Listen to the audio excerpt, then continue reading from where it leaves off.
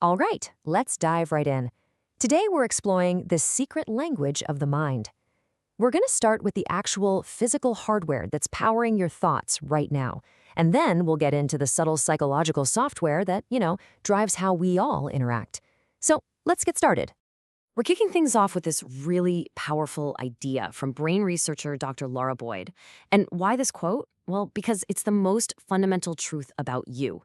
You aren't fixed. The person you are today is not the person you have to be tomorrow. And that's not some fuzzy philosophy, that is straight up science. So how does this change? How does it actually happen inside your head? Well, it's all thanks to this revolutionary concept called neuroplasticity. And honestly, this discovery has completely flipped our understanding of just how incredibly adaptable our brains are. For the longest time, the common wisdom was that your brain was basically set in stone after you grew up. But it turns out that could not be more wrong. This is what neuroplasticity is all about. It means that your daily habits, the things you do every single day, are literally sculpting the physical structure of your brain. And this whole process works on 3 different levels. Dr. Boyd breaks it down for us. First, you've got these fast chemical changes. That's your short-term memory. Then you have the slower structural changes. This is where your brain physically rewires itself. That's for long-term learning. And finally, you get functional changes, which is when entire networks in your brain just get better and more efficient at their job. And this explains so much about the difference between just practicing something and actually learning it. You ever practice something, maybe a song on the piano, and you feel like you've totally got it, but then the next day it's just gone? Yeah, that's the chemical change. It's just a short-term boost. To get that lasting skill, you need those slower structural changes. And those only come with time and repetition. Okay, so we've seen how the brain's hardware can physically change itself. Pretty cool, right? Now let's zoom out a bit and look at the whole field that studies the mind itself. And that field, of course, is psychology. Its scope is just massive. It covers everything from a single neuron firing to the complex dynamics of entire societies. And because it's so broad, it gets misunderstood. A lot. And that's led to a few myths that just seem to stick around. So let's just clear these up, shall we? First off, modern psychology is way, way more than just Freud. And no, sorry, psychologists can't read your mind, though they are trying to figure out how it works. And maybe, most importantly, while some psychologists are therapists, most of them aren't. It's a huge scientific field, not just a clinical practice. Now that we have that scientific foundation, let's get practical. How can we actually apply some of this understanding to read the world around us, and more specifically, the people in it? Seriously, think about this for a second.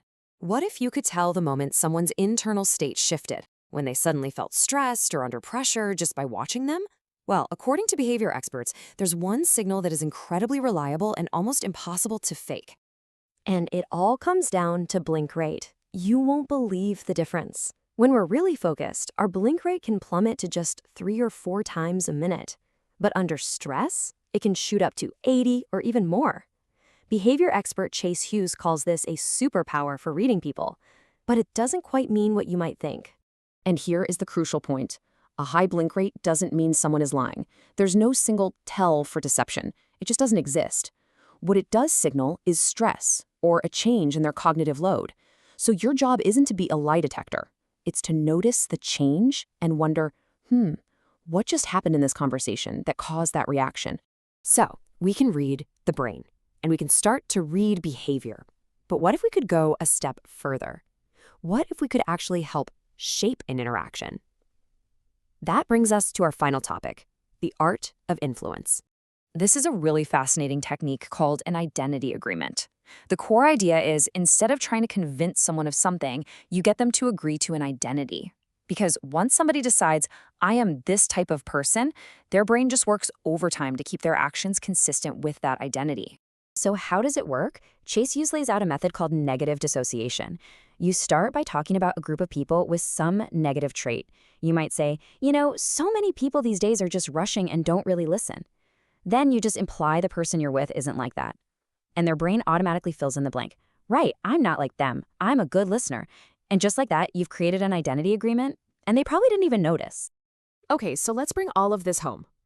We've gone all the way from the fact that your brain is physically changing every single moment, to reading these tiny, subtle signals of stress, all the way to actually influencing behavior through identity.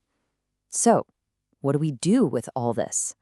At the end of the day, understanding the mind is a tool, a really powerful one.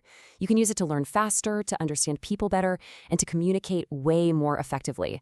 The real question is, how will you choose to use it? Thanks for listening.